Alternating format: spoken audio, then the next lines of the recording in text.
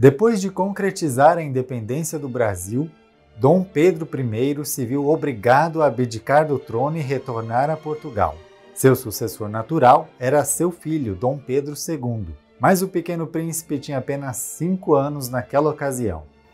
É aí que entram outras figuras religiosas muito importantes que ajudaram a moldar a exemplar educação do futuro imperador. Pedro II, ele tinha tudo para não dar certo, Pedro II, mas deu certo. Foi um dos maiores estadistas que o Brasil já teve e a religião, sem dúvida, teve um papel imenso nisso. Porque o Brasil era muito católico. Havia a união da Igreja e do Estado, não quer dizer que se confundam as duas esferas, a esfera religiosa e a esfera temporal. Deve haver uma troca de bons ofícios.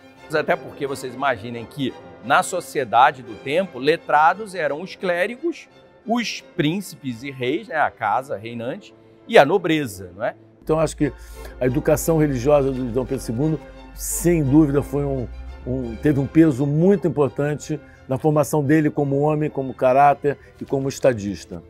Vários religiosos, não é, vão ser influentes e, de fato, até, digamos, em alguma medida governam junto, não é? E o caso mais famoso é o padre Antônio Feijó. O padre Feijó foi importantíssimo. O padre Feijó de São Paulo, ele vai ser regente do Império na menoridade de Dom Pedro II, filho de Dom Pedro I, que é deixado no Brasil. Então, o Frei Santa Mariana, o Frei Arábida, que já tinha tido influência sobre Dom Pedro também, né?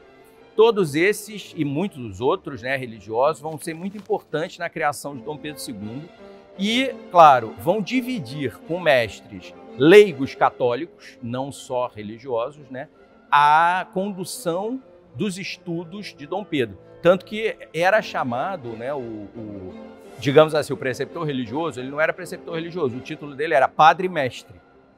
Padre-mestre. Então o imperador e as princesas tinham que ter padres-mestres, né? Dom Pedro II não teve a influência da mãe, Dona Leopoldina, de perto, porque não foi criado por ela, mas teve a influência de vários religiosos na sua formação. Não foi muito grande, podia ter sido maior. Ele não foi, contudo, um católico muito engajado enquanto católico, não é? Eu acho que ele era mais um intelectual, um homem com uma visão humanista, do que propriamente uma pessoa com muita convicção religiosa. Ele não enxergava o mundo com as lentes da religião o tempo inteiro. Ele, por exemplo, enxergava muito com as lentes da ciência, das artes. A filha já vai ser, pela religião, as artes, ciência também, mas num segundo plano. Então, tem essa diferença entre a filha e o pai. A princesa Isabel foi diferente do pai, porque foi formada pela mãe.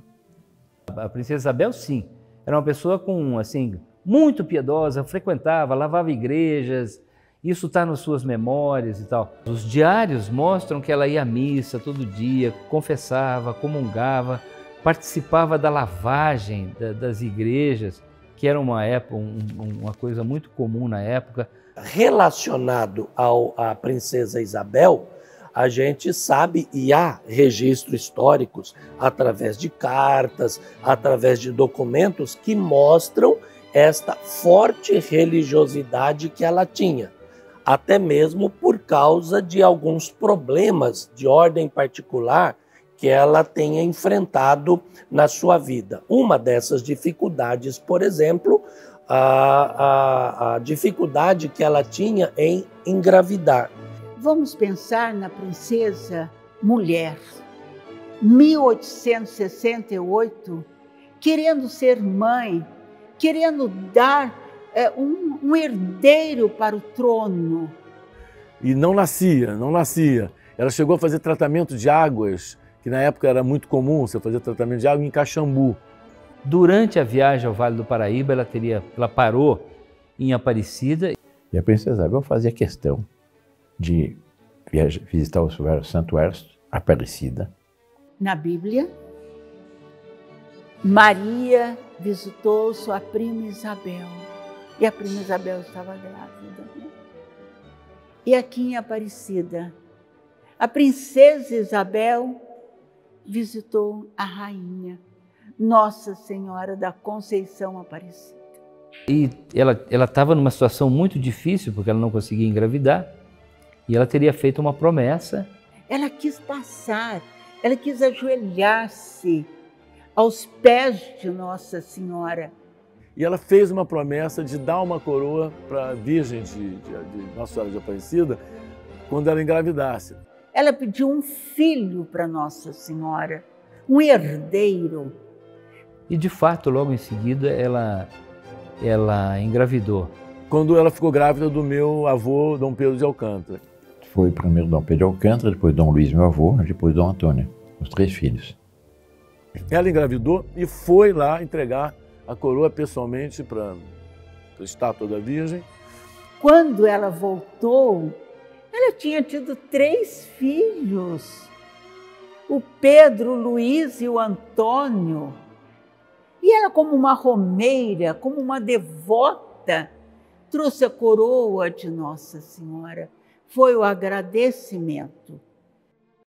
A questão religiosa estremeceu, sem dúvida, as relações da Igreja com o Império, do Império com a Igreja.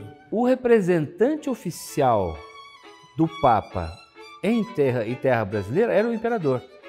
A dominação de um grupo ideológico no reinado, né, sabemos qual era, inquisidores contam, né, queria o silêncio da Igreja. Porque o Estado não tem o direito de passar por cima da lei da Igreja. Então é evidente que esses bispos não aceitaram essas ordens do Império, vindas do Rio de Janeiro, e foram presos.